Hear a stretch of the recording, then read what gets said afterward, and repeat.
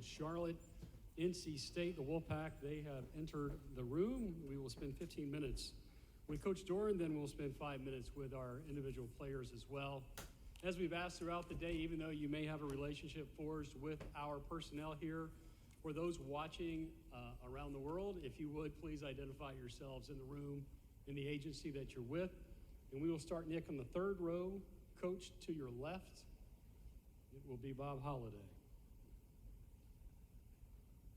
To your left, Coach. Hello, Coach. Bob Holliday, WRL.com right here.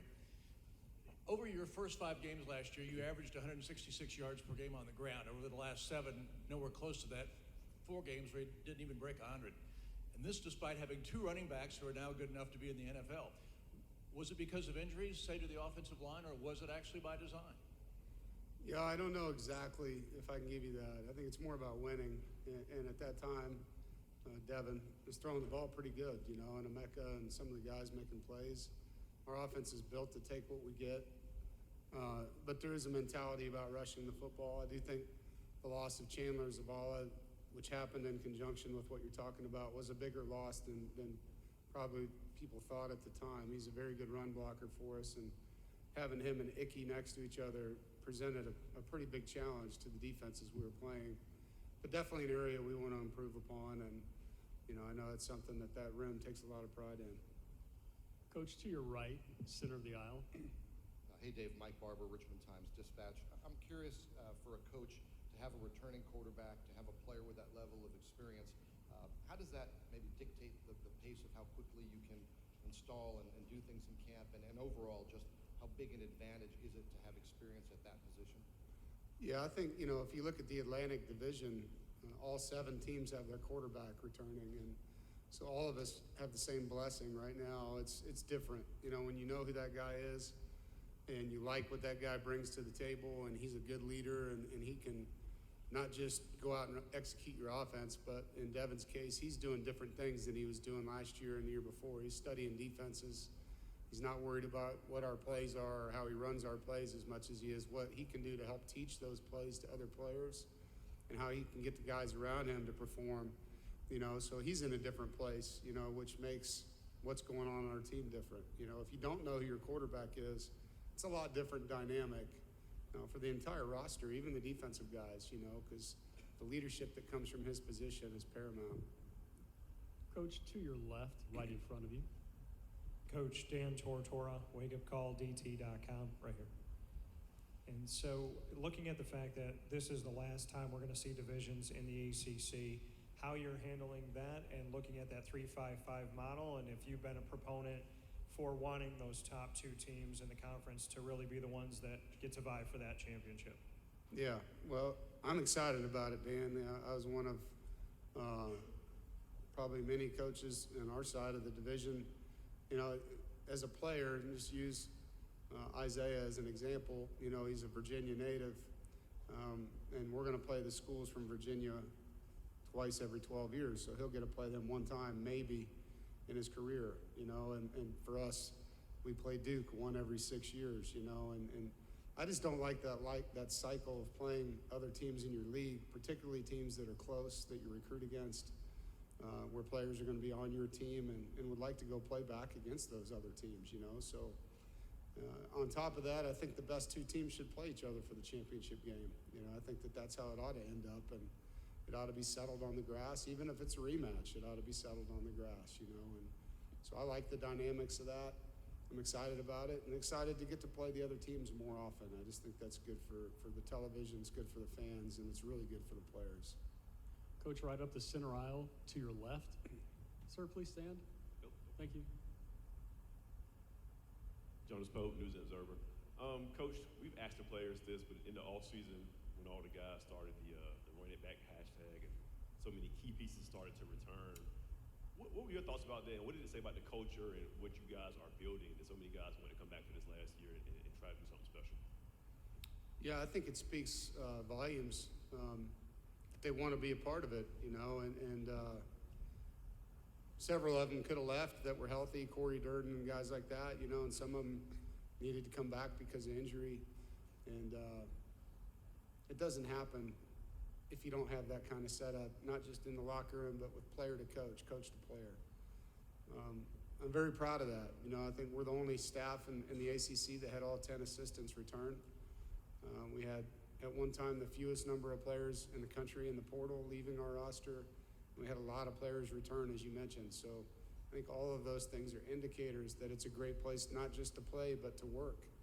And so I'm very proud of that because it hasn't always been that way. It's taken time, not just on my behalf, on the players' behalf, on the coach's behalf, the chemistry, getting it right.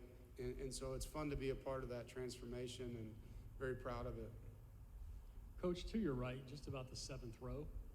Hey, Coach, Colin Wilson with Action Network. NC State athletics has been interesting lately. The baseball team in 2021 got removed from the College World Series. The 2022 team was the last team in. The women's basketball team had their struggles with some things. And last year, the football team, day before the bowl game, got the rug pulled out from under them playing in a wonderful bowl out west. Is there more of a chip on the shoulder of this roster, just more of an attitude of ready to take control, just, you know, than other seasons that you've had before with, and maybe that plays into some of the players coming back, but is this roster particularly looking forward to getting revenge on maybe not playing a bowl last year? Yeah. Well, you're a doom and gloom guy, huh? I mean, damn. That was day of the bowl game, by the way, not day before. I wish it was day before. We might have found a team to play us. But, yeah, we've had some tough things happen. And I think, you know, adversity creates opportunities. And nobody likes, you know, feeling like you got the raw deal, which several of our teams have probably felt that way. It's going to come full circle. And we're going to be smiling at the end of it. And I believe that wholeheartedly. It's about how you act and how you respond and who you're with. And I'm with 3 incredible people today, but I get to go to work with a great staff and a great locker room. And that's going to come full circle. It will. You know, I believe that. And this is going to be a great time for that to happen. You know, I know our fan base feels the same way that you talk, that there's been some bad things for whatever reason, and would love to set the record straight that we want to get that right, you know, and see the right things happen. And I believe, you know, when you do the right things over and over and over, eventually it comes back to you, and that's what we're going to try to do. Coach, to your left at the aisle, gentleman standing 4th row. Hey, Coach, John Dales, WAER. What gets this team over the hump to win an ACC championship? It's another play, you know. I think anytime we lost 2 games last year that kept us out of that game to win it, and it's one more play that you have to make. That's it, you know, and whether it's a defensive play, an offensive play, or a special teams play.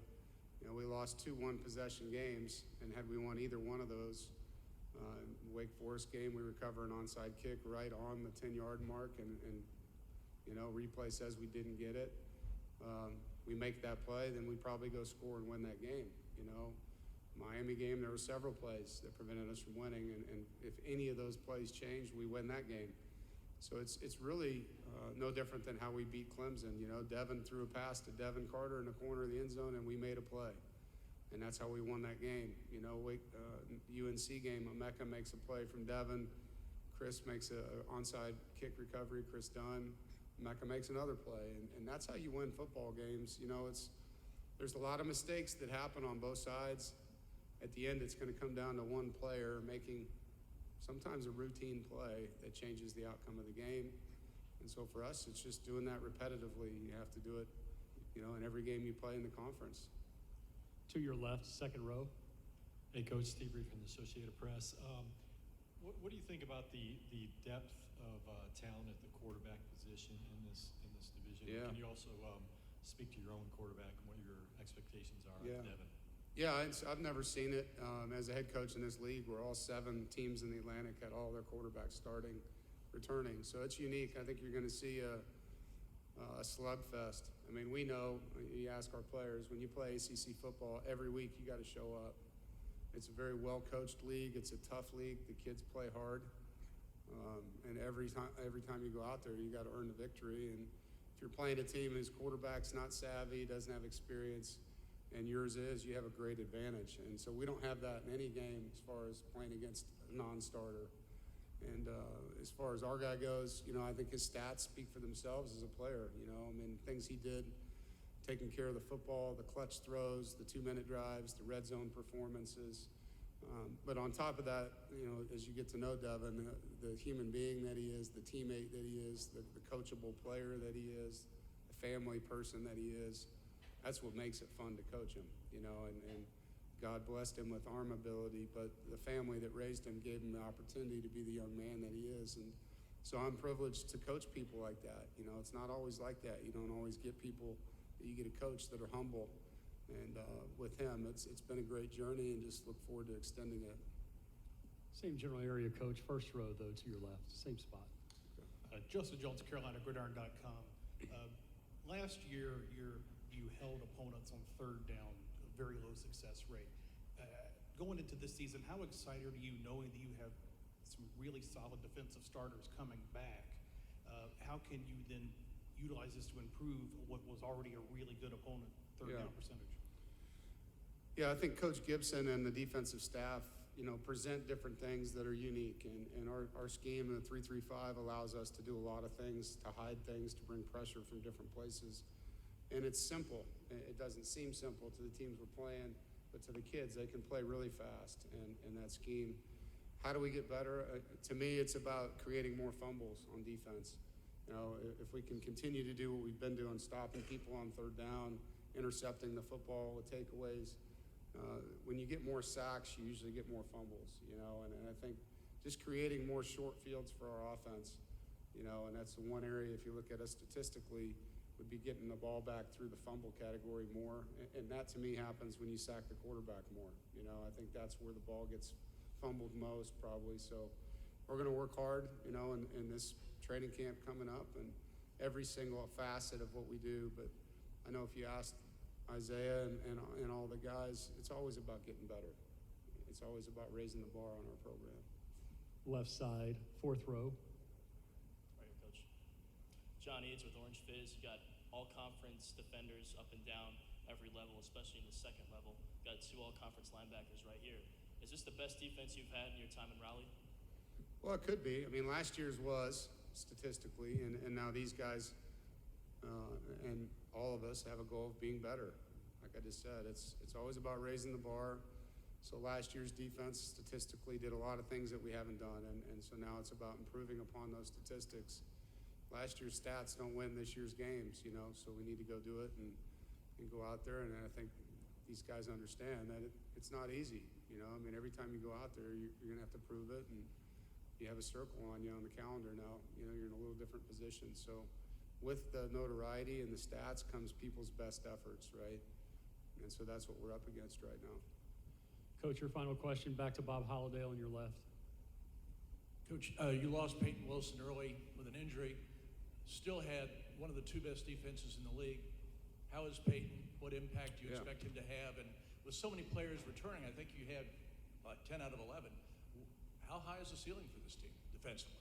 It's interesting because last year there was one towards the end. It might have been the bowl game, but we had 8 starters out going into the bowl. We played UNC with 7 starters out on defense. And so that says a lot about the guys that stepped in, like what Levi did, playing for us last year, the way Josh Pierre-Lewis stepped up at nickel, Devin Boykin comes in at safety. It was like each week a new guy came in and just elevated play. C.J. Clark goes down, and we move Corey Durden to nose, and he's all conference, and so a lot of really cool things happen that way. And what that did is create depth for this year, because now the guys are back, like Peyton that you mentioned, along with the guys that played all season, like Drake. And so it built, that depth in your roster. And so now we can rotate, or if you have a guy out, you feel better about what's coming in the game. Peyton's 100%. He feels great. He's excited. I'm happy for him. I thought last year would be the last time I coached him, and so I think he'll tell you that it wasn't fun going through what he did, but he's in as good a place as he's been mentally right now. So I'm very excited for what he can bring to the field for us this year. Coach, thank you. You can switch spots with Devin. Folks, we'll have about 5 minutes with Devin, and hands go up immediately, so we will slide up the aisle. Devin, to your right. Mike, if you would, please identify yourself. Hey, Devin, Mike Barber, Richmond Times-Dispatch. You heard me ask Coach just about that, having experience at your position. What changes for you? How much more do you understand about what you guys are doing and maybe what opponents are doing at this point in your career? Yeah, I think just first it starts with advancing our offensive system. Now this being my third year in the system, I got to take that next step of, getting us out of bad plays to bad looks. And I think that all starts with, focusing more of defensive ID, kind of bringing along younger guys too. I have a really good grasp of the system, and guys that we need to step up, kind of teaching them and making sure that they understand what they need to do. And just in general, having the whole offense understand from my perspective, just being in the system for a good amount of time and just keep collaborating with Coach Beck. Front row, right in front of you, Devin, to your left. Dan Tortora, wakeupcalldt.com. Your left tackle obviously moved on to the NFL. Just what you can say about what he brought to the line and who you see stepping up there to fill in those shoes as you get set for the season. Yeah, Icky is a tremendous talent. I mean, there's a reason why he went 6 overall. I mean, he's an awesome player, but even an even better person. And I think that really translated to our offensive line because, I mean, those dudes do everything together. I mean, they work out together, train together, eat together, hang out together off the field. And I think, we have a bunch of dudes that are trying to compete to get that starting spot that Icky was in. But I know with the other 4 offensive linemen that we have coming back, that they hold that room to a high standard. So whoever is filling into that role, they understand that the other 4 offensive linemen will be counting on them, just as they did on Icky. Devin, up the aisle to your left, right at the edge. Jonas Pope, in and out. Devin, coaches talk about raising the bar. It'll be a lot of eyes on the program this year. If you guys live up to the expectation and take care of business, what would that do long-term for the brand and the recognition of the NC State football program? Yeah, I think it would do a lot for the NC State program. Each and every year we do have high expectations. And, a little bit of what we put on film last year, we're kind of earning that respect a little bit. But, for us, we know at the end of the day, nothing is accomplished until what we do on Saturdays. And, that's all that's going to matter is how we perform on Saturday. And, if we prepare each and every week like the way we're supposed to and perform that the way we're supposed to and capable of doing, I think this could raise the standards to this program tremendously. Devin, to your left, third row. Bob Halliday, WRL.com. Devin, you had an interception just once every 86 throws. No other quarterback can come close to that. In addition, Coach talked about you have the ability to throw in tight windows. Coach talked about the Clemson game. We could also mention the win at Pitt when you threw a back shoulder throw, with 2 seconds left. It's a perfect strike between the defender.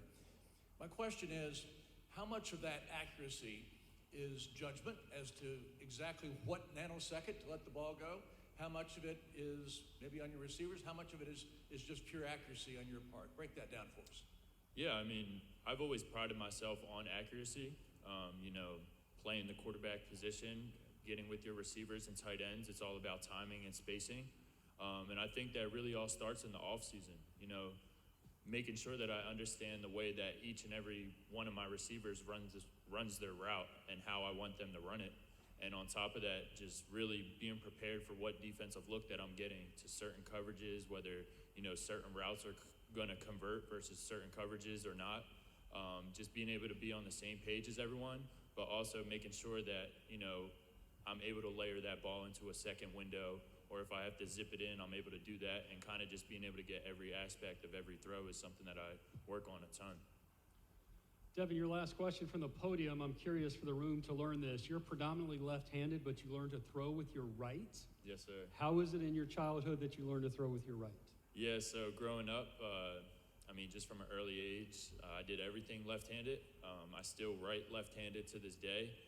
My dad is actually a completely left-handed person as well. He was a pitcher in college, and growing up, he thought I was going to be a left-handed pitcher, and I think I was like 5 years old. I was throwing left-handed my whole life until then. One day I picked up my older brother's glove and tried out righty, and turned out I could throw a little bit better with my right arm, so I just stuck with it. Thank you for taking us through that. You can switch places with Isaiah. Thank you. 5 minutes with our linebacker, graduate student Isaiah Moore, who would like the first question. We're going to go to the aisle, right in the center. Get back to a gentleman we've already seen here this afternoon. To your left, Isaiah. Isaiah, I want to ask you the same question I asked Devin. You guys have a successful year and accomplish all your goals. What would that do for the brand and the image of NC State football moving forward nationally. Yeah, I think when we all came to NC State, we wanted to put NC State in a place where it's never been before. And while that's still in progress, it hasn't been done yet. So, for the brand of NC State, I think it would, do wonders for it. And we're always trying to get better as a group, and that doesn't stop with our brand as well. Isaiah, right in front of you to your left, first row. Dan Tortora, wakeupcalldt.com. Isaiah, I know that you have obviously, when it comes to NIL, gotten involved, right? You have your clothing line and whatnot. Just what you can say about what your experience has been like with name, image, and likeness, and what it meant to you that Drake rocked one of your shirts to show support for you. Yeah, I think NIL is it's something that's continuing to grow, across our country and then in the sport. I think it provides student athletes with a great platform to not only build just monetary value right now, but have some longevity as well with an increasing platform of social media and things of that nature. As far as Drake rocking my shirt, that meant the world to me, considering what happened to me the week before, and the way he played in my absence that following game. It meant the world to me. Devin, we're going to get, Isaiah, I'm sorry, we're going to get the microphone right side about the seventh row. Sir, if you'll please stand. Oh, sorry. Thank you. Hey, Isaiah, David Thompson, USA Today Network. You missed part of the season because of an injury. How did losing football for a little while kind of reignite that passion?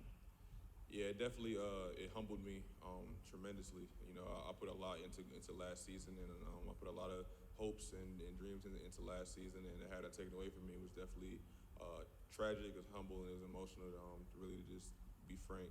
But it definitely reignited a passion about how much I love the game and how much I really, really want, this to be my life career. And it's just continued to spark, and I plan to use that as my fuel this season.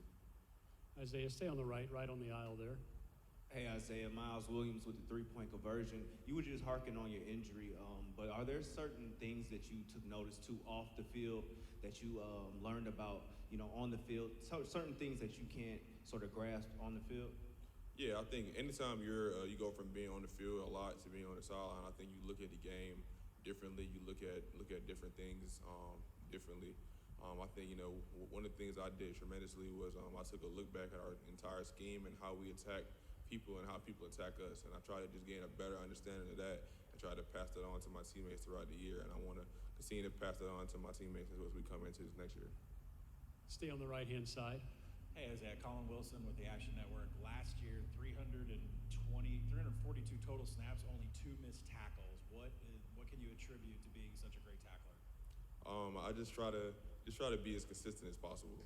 We always preach about coming in and being the same guy every day, and I just try to be the best me that I can be every day. As far as not missing tackles, I just try my best to remain focused at the point of attack.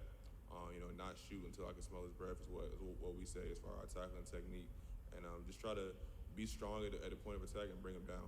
It doesn't have to be pretty all the time, but as long as he's on the ground, that's all we need.